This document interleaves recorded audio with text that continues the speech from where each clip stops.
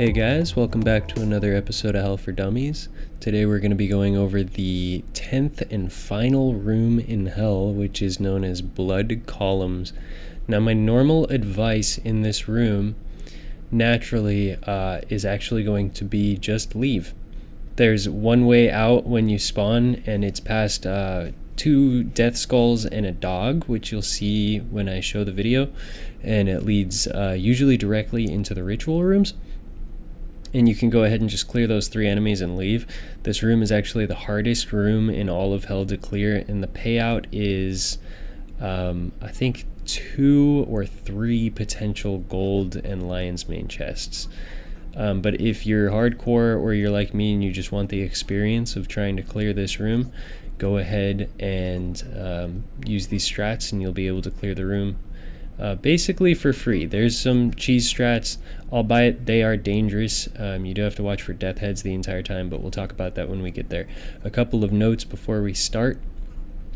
If you are new to the series, go ahead and watch the early section of this game, which I am fast forwarding just for posterity. I'll be talking about some tips and tricks to survive in the ruins layer as well as the crypts layer before we get to the dungeon. The rest of the videos also have a lot of tips and tricks previous in the series, so go ahead and check those out as well. I'm usually doing PvE on my Twitch channel, and I also give away all of the loot that I find in the dungeon there on a random day each week on the loot lotteries, so go ahead and drop in.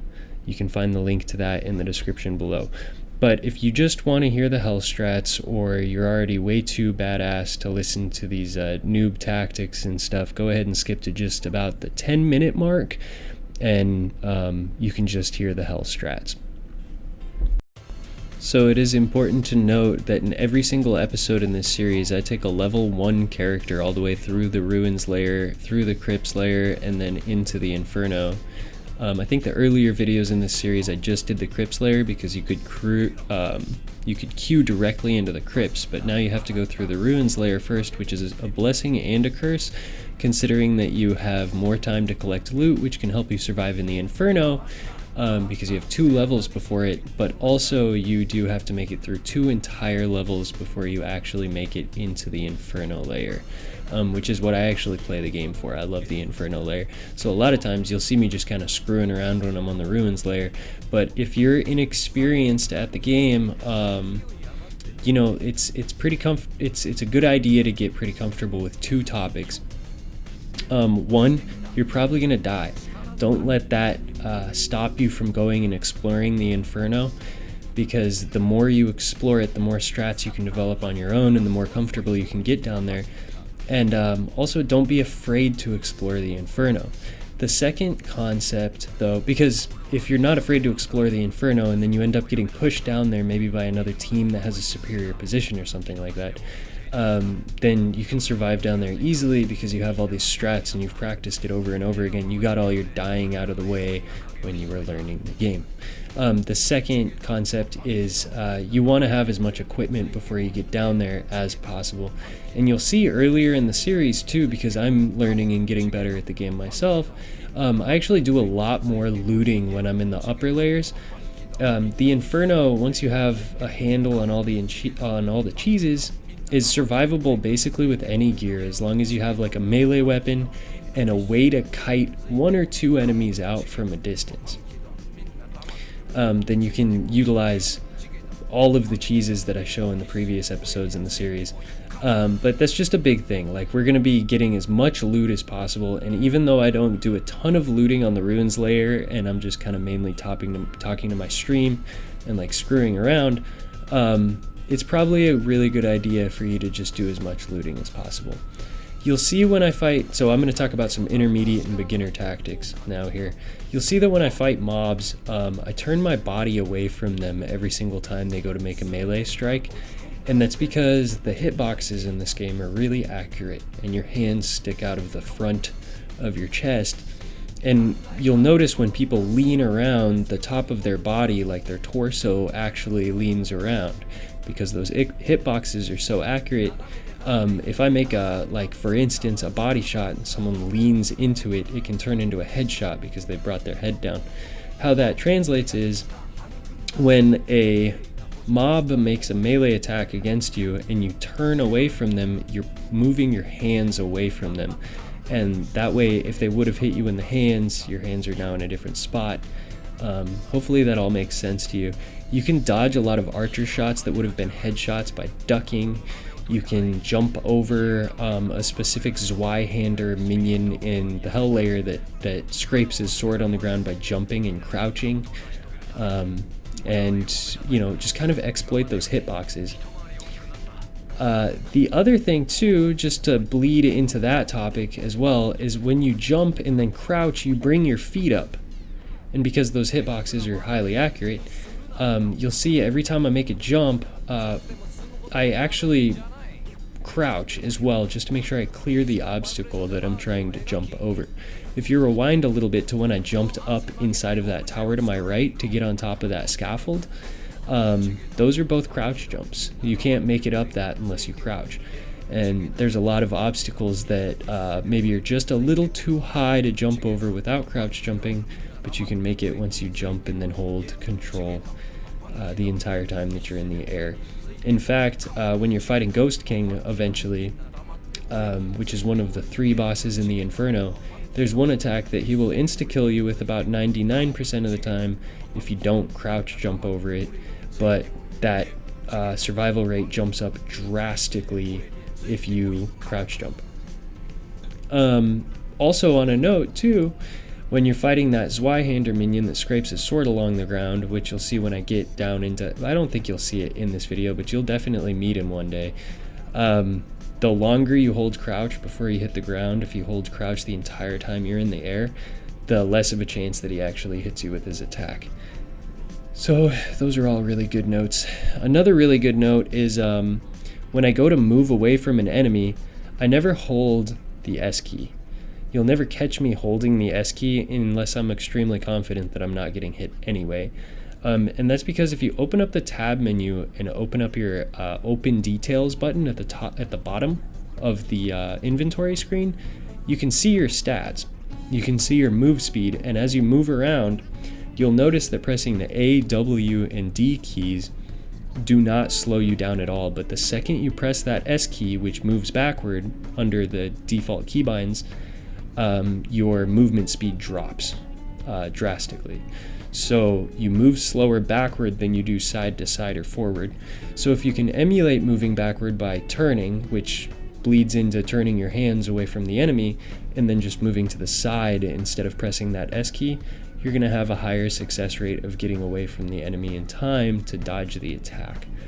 All of this and all of these tactics can translate into PvP as well, and they're good things to know. The last topic I want to make regarding kind of character movement in combat is momentum. If you jump, you retain your momentum no matter what action you're performing at that moment. And I'm talking about pulling a weapon out, putting a weapon away, or making a melee attack. All 3 of those things slow you down. If you change equipment as well, it slows you down briefly. But if you jump before you do it, you experience little to no slowdown because while you're in the air, you retain your momentum. This helps in PvP when you're running away and trying to put your weapons away. It helps in PvP when you're trying to chase someone down and make melee strikes at them. It's an advanced tactic. You'll see almost every single high-level player using it constantly, and that is why they're doing it. Those are the big movement and momentum tips that I wanted to give. The last big tip, I guess, just concerning just like the game, is these big chests are oftentimes mimics. This is completely unrelated to the previous topic, but you can check if a chest is a mimic through a couple of things. The Bard has a debuff called Shriek of Weakness that causes an aura of weakness around mobs, and it will create an aura around the chest. That's pretty cool.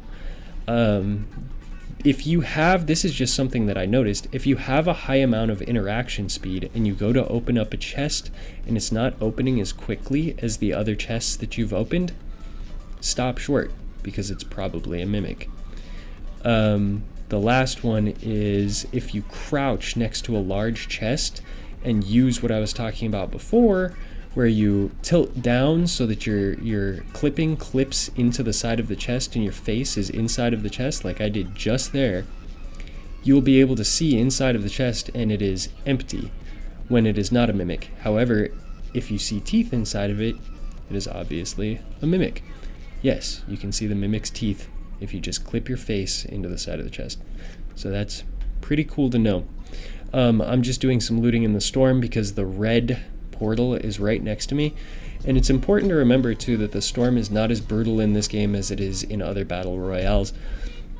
All of the damage that I'm taking is recoverable health. It's that light gray red as opposed to the dark red, which is just normal health. The gray area on my bar is non-recoverable health, which is different. You'll notice that you can recover all of your recoverable health back just by resting, and since the storm just does recoverable health damage, you can rest all of that health back as long as you can make it out of the storm. The only things that can recover non-recoverable health are campfires, shrines of health, potions, and med kits. So that's important to know. There's a few ways of getting recoverable health back quickly, and those would be bandages, and like the aura off of the Bard song. And I, of course, didn't take into account just now the cleric healing spells, which can also heal non-recoverable health. Okay, so I've done a whole lot of talking. Hopefully some of these tips help out new players, but it's on to the Inferno.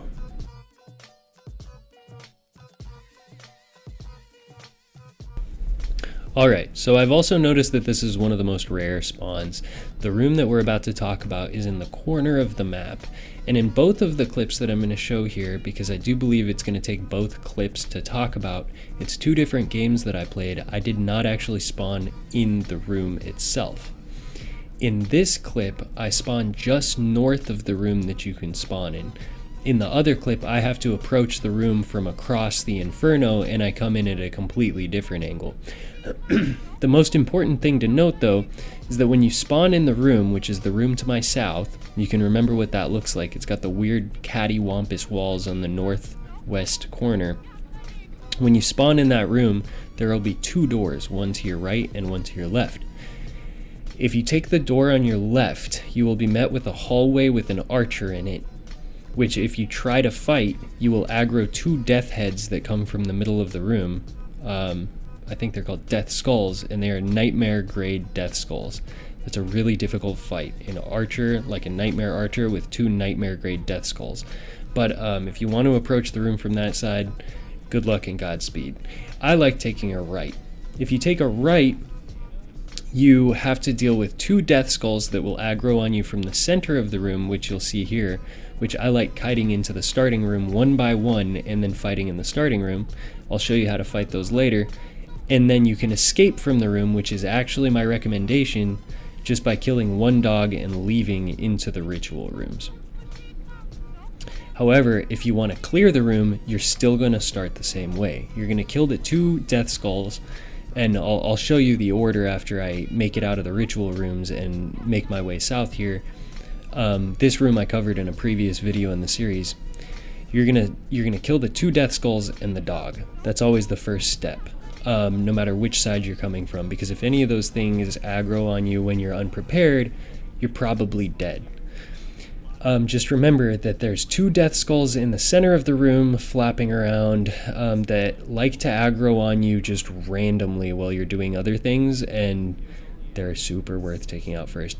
There's also two death heads in the the southwest, flapping around in a hall down there on the upper walkway, and those bad boys are going to also aggro on you at random times when you're least expecting them, and then you're probably also dead if that happens. So as you make your approach into the center of the room, just be wary of the death skulls on that upper walkway as well. So that makes for a total of 4 death skulls, 1 in the center of the room and 2 on the upper walkway, or 2 in the center of the room and 2 on the upper walkway that you have to be careful of.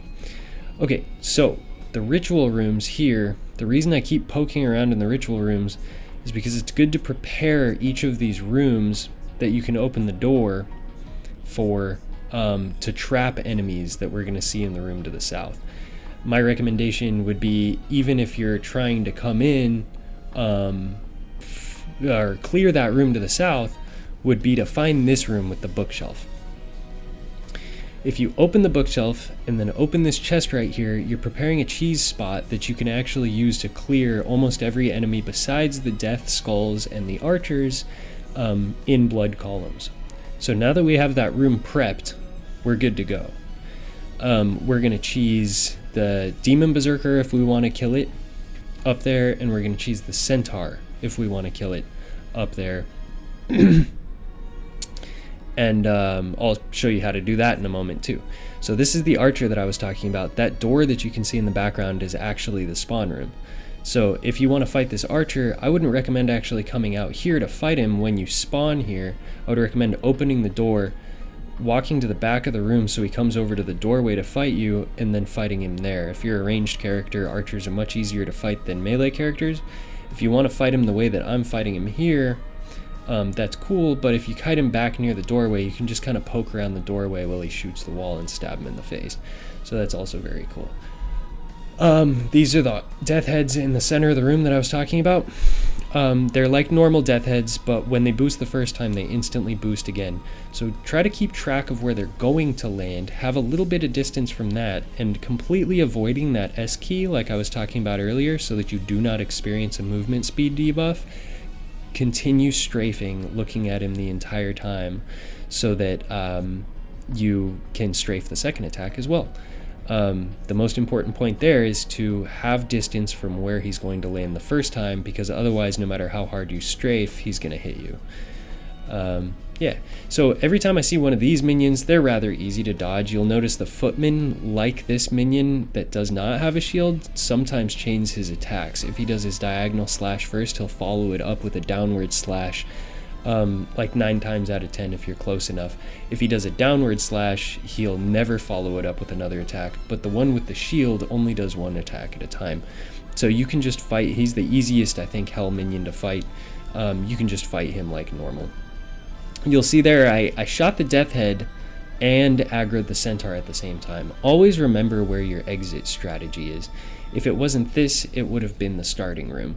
And you can just kite back into any of the previous rooms and usually cheese like the larger enemies through the wall, or you can just kind of retreat to the back of the room and wait until their AI screws up a little bit and they walk away. Here I was trying to bait the death head into hitting him a couple of times, but it doesn't really work, and he actually screws off, which I am alright with. So fighting these death heads in a tiny hallway does take some practice, because you have to bait them into the proper locations so that when they boost the first time you have room to strafe the second attack, but I believe in you and you can figure that one out. With enough practice, those little death heads don't require much space to fight. So we're just double checking that we can jump up here still, and the devs constantly make changes to the game, so as the changes become too breaking for the cheeses I show in this series, you can probably expect a completely new series, maybe next season or the season after that. So like I said before, we're just focusing on the death heads first. Like, that's the biggest thing, is to just kite each one of these death heads out and make sure that those are the first things we kill. I've gotten 2, and that makes 3 of the death heads down. Once I take down this last death head, I'll be on easy street. This is how you clear the upper walkway, though. You want to take out the death heads, you want to kite the centaur into the ritual rooms and use this bookshelf to cheese it. I'll probably speed this part up because this is just pretty chill. People are using this cheese with the centaur where you just gain some verticality on it and stabbing it in the head over and over again. And I'm pretty sure what BDev did, BDev being blacksmith, was they gave it that little ability where when it does its top right to downward left attack, it leans back. So that's kind of cute. It'll hit you if you aren't prepared for it, but that's the only attack that it does. You can either back up if you have enough room behind you, or you can jump, and the entire time you're in the air, you crouch jump. Just be wary, because in this specific room, the ceiling above you does not let you do a crouch jump. So remember that. Don't bonk your head and get slashed. It's no fun. So I actually didn't speed it up. I just talked the entire time, but there's a lot to talk about. So these centaurs take forever to kill, but they can drop a centaur hoof, which is super massive. I would start farming these centaurs from the very beginning of the season, and chances are by the time you unlock the quest, which you should care about, that requires a centaur hoof, you still won't have one. So farm the crap out of those guys. Anyway, that's how you clear almost the entire upper walkway. If you approach the upper walkway from the other angle, instead of getting a single archer minion and a single footman, you're gonna get 3 mummies, 2 dogs, and I just prefer not to fight the nightmare mummies. They slow you when they hit you, and they're a little scary. But they're not bad at all, actually. They're just as easy to poke down as a footman. It's just they take a lot longer to kill. There's more enemies over there. They take a lot longer to kill. And time is always a factor when we're entering these hell rooms. What we really want are these gold chests at the back on the top layer. There's another set of chests down at the bottom behind a set of double doors that I'm going to show, I believe, either in this clip. Yeah, in this clip. The whole center of the room is pretty easy once you take out the death heads. There's just 2 footmen down there. My game crashed here, and I went a little nuts because I've been trying to capture this episode for a fat minute. But I'm just going to keep talking. So the center of the room, there's a double staircase leading downward, and there's 2 footmen down there. They have a chance to be any type of skeleton.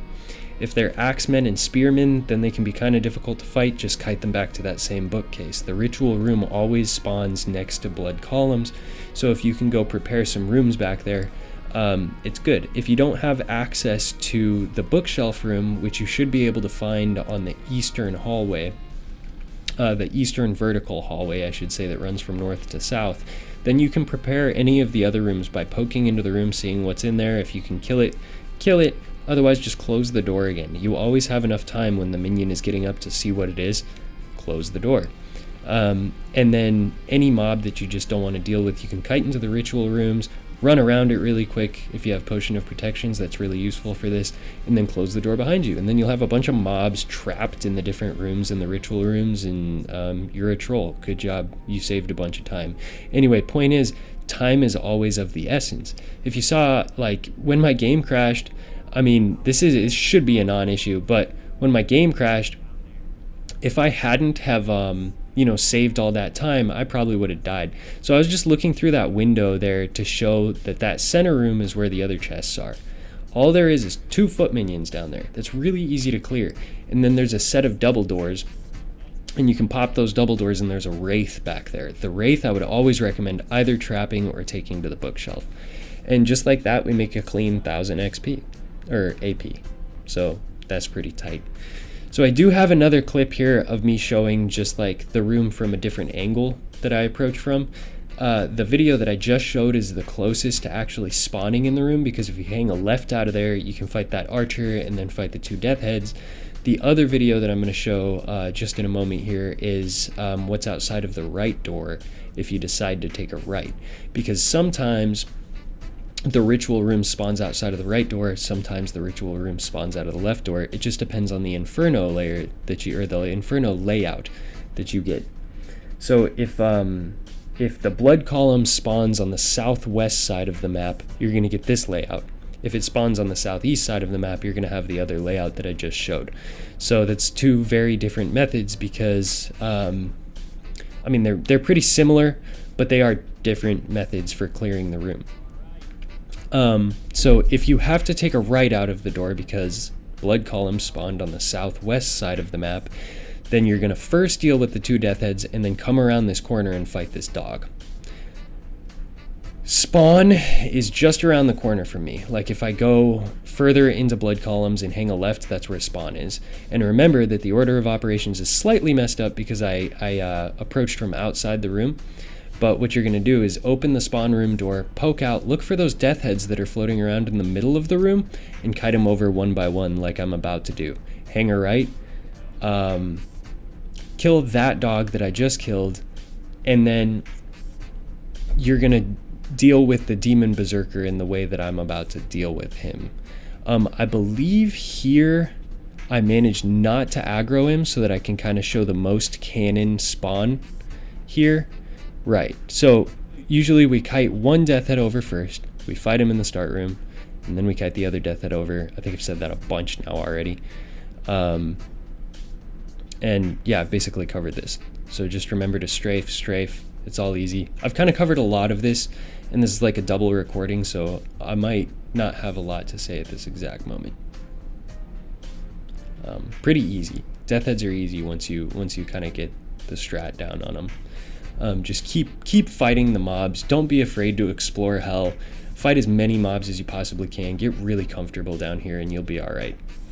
So the order of operations is going to be what really saves our lives down here a lot and helps us get to the loot instead of dying horrible deaths. Just the biggest rule for this room is kill all the death heads before you do virtually anything else.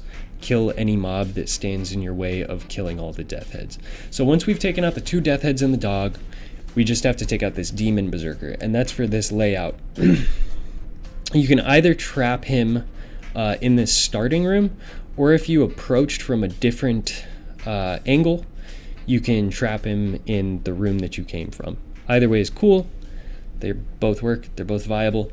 If you need Demon's Blood because you're trying to make Demon's Glee, the unique item Demon's Glee, you can take him over to the bookshelf that we clear, or I think in this one I show the cubby.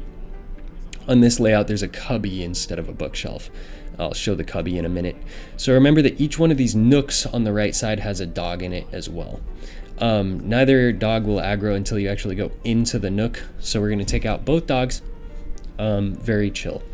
The centaur on the west end of this room loves to roam. He'll roam from those chests that we showed earlier almost all the way down, or I should say up, to the northwest corner of the room.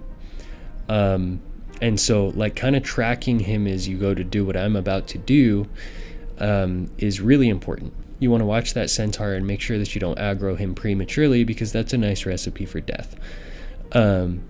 So I'm looking here.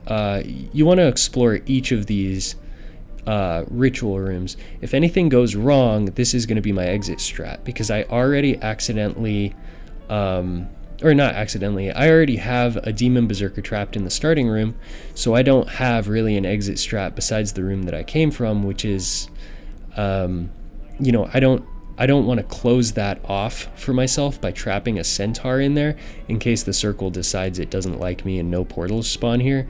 So just always thinking about the progression of the circle is going to be really important as well.